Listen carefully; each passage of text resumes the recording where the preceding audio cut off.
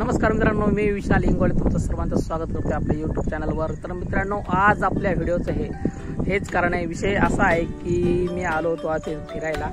हे हिंगोली शहरापासून 7 किलोमीटर असणारं एक गाव आहे, ज्याचं नाव आहे लिंबाळा मक्ता। लिंबाळा मक्ता तुम्ही पाहू शकता। इकडे गव्हर्नमेंट पॉलिटेक्निक कॉलेज आहे, हे तुम्ही बघू शकता ठिकाण। पावसाळ्यामध्ये किती आनंदमय वातावरण आहे। चारही बाजूने हिरवगार असं रान आहे। तुम्ही तर फिरायला येऊ शकता किंवा मग तुमच्या फोटोग्राफीचे काही शौक असतील तुम्ही तर पूर्ण करू शकता। तर मित्रांनो, इथं आलो त्या ठिकाणी मला आनंद भेटतो बाबा। सांगतो खरं, मला जेव्हा कधी बोर वाटायला लागलं किंवा गोष्टींना मन असं या ठिकाणी येतो मी आणि मन एकदम आनंदमय होऊन जातो। करमत आहे इथं मला, चांगली जागा, शांतता भेटते या जागेवर। सर कोणाला नाही तर म्हणा त्याच्याकडे मी राहतो का तिथंच ठिकाण आहे हे लिंबाळा। हिंगोली शहरापासून 7 किलोमीटर अंतरावर तिथलं हे ठिकाण आहे। पावसाळ्यामध्ये बघा किती सुंदर वातावरण आपल्याला पाहावयाला मिळतं। चांगलंच झालं, एकदम हिरवगार थंडीगार हवा। उंच टेकडीवर आहे आपण आता सध्या। आता मला हिंगोली शहर पाहायचं असेल तर तुम्ही पाहू शकता। पांढरपान दिसत आहे ते पूर्ण हिंगोली शहर आहे। आमचा जिल्हा आता दिवसेंदिवस मोठा होत चाललेला आहे, ते पाहू शकता। या चारही बाजूने अत्यंत निसर्गरम्य वातावरण असं म्हणतात, हेच आहे निसर्गमय वातावरण।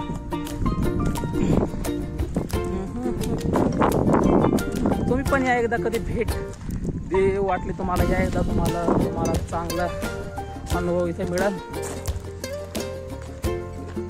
बरेच मुलं इथे येतात फोटोग्राफी करिता, कायम कॉलेजचे मुलं मुली इकडे फिरण्यासाठी येतात।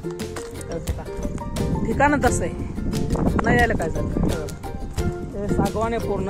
हे जे पाठीमागे जे पाण्याची टाकी इथून पूर्ण हिंगोलीला पाणी सप्लाय केलं जातं।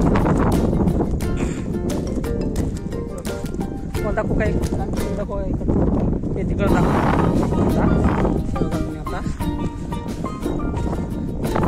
हे बघा। आता अशा ठिकाणी यायला कोणाचं मन करणार नाही। चारही बाजून बघा जागा पूर्ण हिरवगार असं पावसाळ्यातलं वातावरण। खरं सांगणं म्हणजे मला जाऊ वाटत नाही इथून, पण मला जॉबला जायचंय त्यामुळे आता बाहेर गावी जावं लागणार आहे।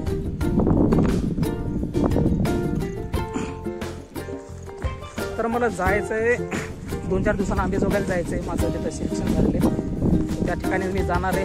जॉब लागली मला, एक प्रोजेक्ट आहे तो 4 महिन्याचा, तिथं जाणार ॲज अ फील्ड वर्कर म्हणून जाईल मी आणि पाहिलं कामात स्वरूप काय आहे। अनुभव तर आहे भरपूर, आपल्याला 2 वर्षाचा अनुभव आहे। कॉलेजच्या टायमाला आम्ही भरपूर फिरलो केलेले आहे गावामध्ये, जे गव्हर्नमेंटच्या स्कीम असतात इम्प्लिमेंटेशन।